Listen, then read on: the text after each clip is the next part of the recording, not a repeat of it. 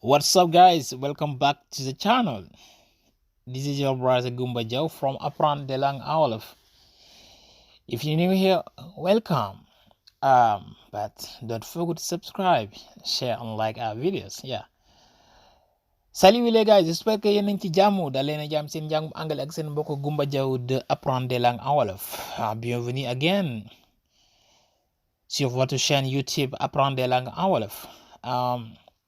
Si vous êtes nouvelle ou nouveau, n'oubliez pas, don't forget de vous abonner. Yeah. Okay, مرحبا من جديد أصدقائي الكرام. آمل أن تكونوا جميعا بخير. مرحبا بكم من جديد في قناتكم Apprendre des langues en Wolof التي تعني تعلم اللغات الأجنبية بالولفية. أنا أخوكم Gumba Diaw. Salut les gars, j'espère que yéen a ngi ci jàmm li leen wax ne leen jàmm baax ba ci njàngu anglais ak seen mbokk Gumba Diaw ci beneen leçon tey ñëwaat ak incha allah bëgg leen a jox ay quelques phrases yoo xam ne dina leen jëmbale ci seen njàngum anglais. Okay, so if you are ready we can begin, but don't forget to subscribe. Hit the subscribe button. Yeah. Okay, the first one that I have for you bi njëkk mooy I have an idea. Ok loolu mooy daal am naa benn xalaat comme nga doon waxtaan ak benn waay dem yaa nga ne ko am naa benn xalaat. Ok am naa benn xalaat I have an idea. Ok am naa xalaat am naa benn xalaat. Ok j'ai une idée indi aw ladayya fikra. I have an idea. Ok bi topp mooy Ali is not here. mooy Ali wala Ali nekku fi. ok Ali is not here. ok Ali n'est pas là wala Ali laysa huna. ok so bi ci topp mooy who is knocking on the door. mooy kan mooy fëgg bunt bi. moo fekk dégg ne kuy fëgg bunt bi nga ne nga bëgg laaj daan kan mooy fëgg bunt bi waaw kuy fëgg bunt bi kan la quoi man. Who is knocking on the door? Kan mooy fëgg bunt bi. Okay, so the next one we have mooy why did you hit him? Lan moo tax nga dóor ko.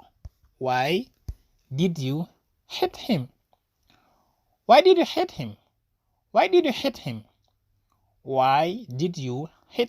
moo tax nga dóor ko. Laay bu dóor benn nit nga bëgg lan moo tax nga dóor ko. Pourquoi tu l'as frappé? Maza darabtahu? Why did you hit him? Lu tax nga dóor ko. Okay, the next one we have mooy if I have enough money I will buy a car.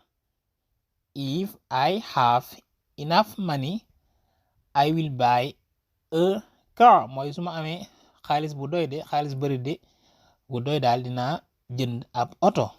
ok so jamono bi nga xam nag loolu mën naa nekk peut-être xëy na jamono bi nga amugu ko mais nag dans l'avenir war na nekk quoi.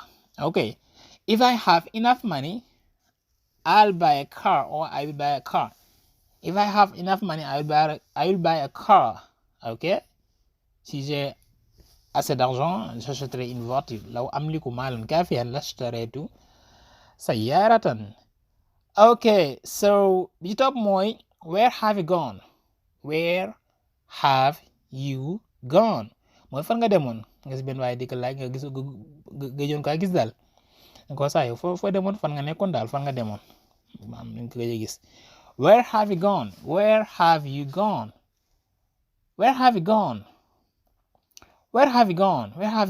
foo demoon wala foo nekkoon.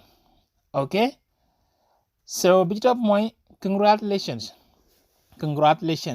mooy booy ndokkal nit xam si dafa am benn bi nga ko ci ndokkel mooy di ko féliciter maanaam daal moo xam dafa def examen jàll wala lu man di doon daal waaw pour nga ko félicitation ci anglais nga ko congratulations mooy maa ngi lay ndokkel daal. ok félicitation.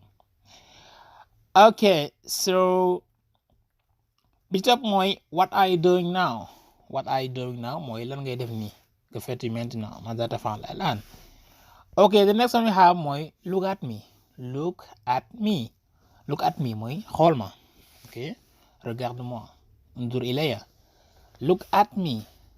On dit pas look to me, ok, mais look at me. Look at me. Ok, look at me. Look at me. Xool ma.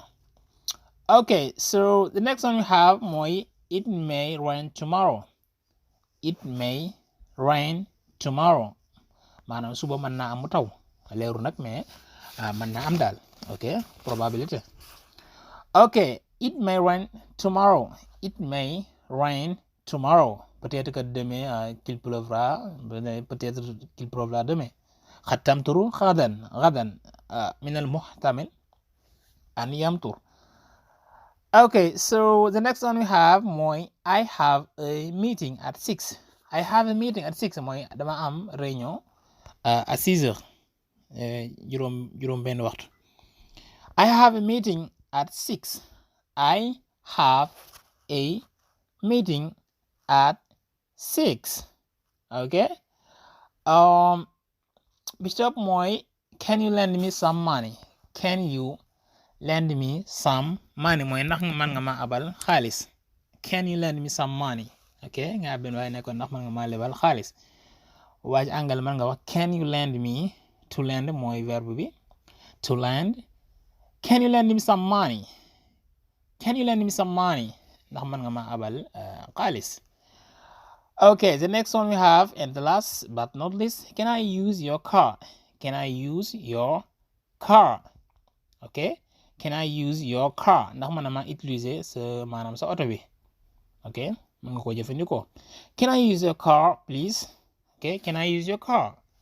Can I use your car? Ndax man ma utiliser sa voiture bi sa oto bi sa ndaamaar gi. Okay guys, xam naa ko loolu moo doon leçon bi tey di am yaakaar baax nii am na solo bu dee am leen lu ci leer man ngeen poser seen question ci commentaire. Okay guys, that's all from me today. Thank you for watching. God bless you. See you next time. Till then, take care. Have a good night or have a good day.